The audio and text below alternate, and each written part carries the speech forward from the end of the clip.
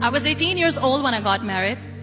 I belonged to a very conservative family, a Baloch family, where good daughters never say no to their parents. My father wanted me to get married, and all I said was, if that makes you happy, I'll say yes.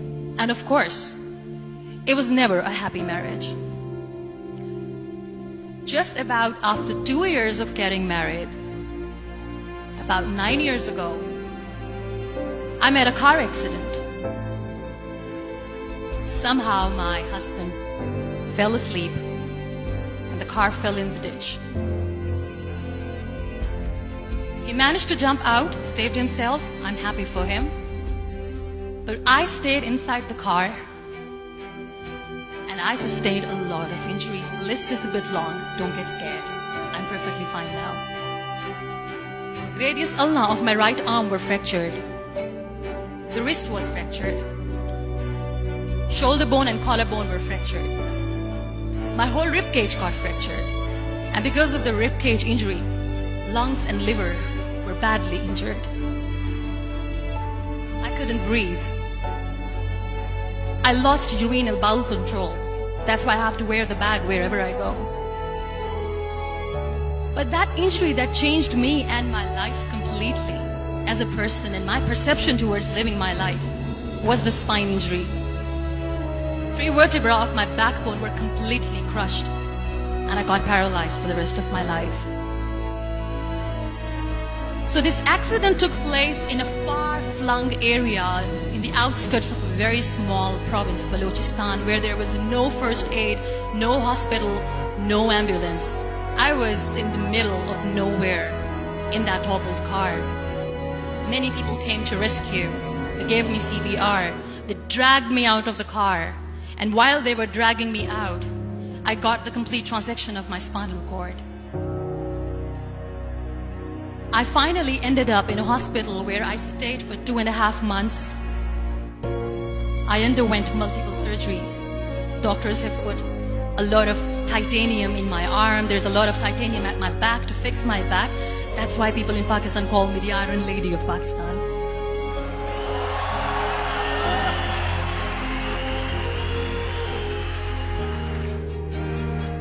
Those 2.5 months in the hospital were dreadful.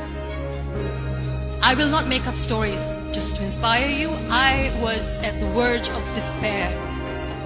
One day, doctor came to me and he said, well, I heard that you wanted to be an artist, but you ended up being a housewife. I have a bad news for you. You won't be able to paint again because your wrist and your arm are so deformed, you won't be able to hold a pen again. And I stayed quiet. Next day, doctor came to me and said, your spine injury is so bad, you won't be able to walk again. I took a deep breath and I said, it's all right. The very next day, doctor came to me and said, because of your spine injury and the fixation that you have in your back, you won't be able to give birth to a child again. That day, I was devastated. I still remember, I asked my mother, why me? And that is where I started to question my existence. Why am I even alive? What's the point of living? I cannot walk, I cannot paint, fine, I cannot be a mother. And we have this thing in our heads, being women, that we are incomplete without having children. I am going to be an incomplete woman for the rest of my life. What's the point? So my mother said to me, this too shall pass. God has a greater plan for you. I don't know what it is, but He surely has.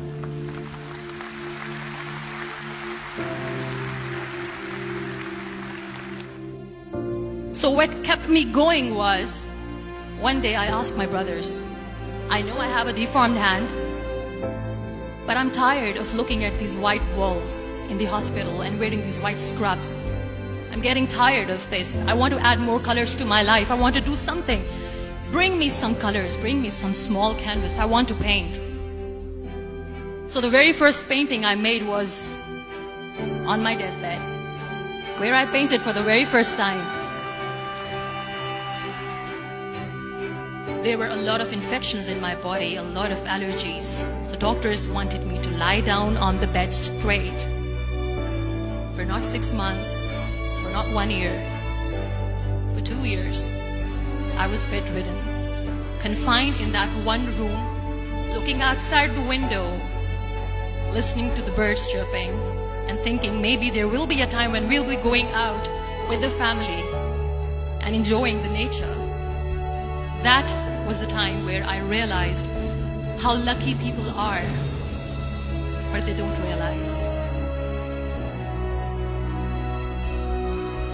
And you know how it all began? That day I decided that I'm going to fight my fears. We all have fears. Fear of unknown, fear of known, fear of losing people, fear of losing health, money. We want to excel in career, we want to become famous, we want to get money. We are scared all the time. So I wrote down one by one all those fears. And I decided that I'm going to overcome these fears one at a time.